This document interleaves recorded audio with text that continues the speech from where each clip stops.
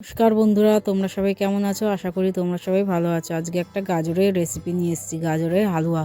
তাহলে চলো গাজরের হালুয়ার রেসিপিটা দেখে নিই কেমন করে করতে হবে। এই দেখো, গাজরটাকে গ্রেট করে নিয়েছি ভালো করে। এবার কড়াইতে দিয়ে দেবো ঘি। ঘি দিয়েই মিষ্টি ভালো হয়, এর জন্য ঘি দিয়ে তৈরি করব। ঘিটাকে ভালো করে গরম করে দিয়ে দেবো গাজর, গ্রেট করে রাখা গাজর। একটুখানি নুন দিয়ে ভালো করে গাজরটাকে কষিয়ে নেবো। গাজরটা যখন অল্প অল্প মজে আসবে তখন দিয়ে দেবো দুধ। দুধ দিয়ে ভালো করে সিদ্ধ করতে হবে, যাতে সিদ্ধটা হয় সেই হিসেবে দুধটা দেবে। দুধ দিয়ে ভালো করে ফুটিয়ে যখন দেখবে গাজরটা হাফ সিদ্ধ হয়ে গেছে তখন দিয়ে দেবে চিনি। মিষ্টি যেরকম খাবে সেরকম চিনি দেবে। তারপরে এলাচ গুঁড়ো করে রেখেছিলাম, সেই এলাচ গুঁড়ো দিয়ে দেবে। একটু বাদাম, কিশমিশ, কাজু তোমরা যেরকম দিতে চাইবে সেরকম পরিমাণ দিয়ে দেবে। দিয়ে ভালো করে ফুটিয়ে দিয়ে দেবে খোয়া ক্ষীর। খোয়া ক্ষীরটাকে আমি গ্রেট করে নিয়েছি, তোমরা চাইলে হাতে ভেঙেও দিতে পারো। দিয়ে এই যে দেখো শুকিয়ে নিয়েছি, তৈরি হয়ে গেছে গাজরের হালুয়া।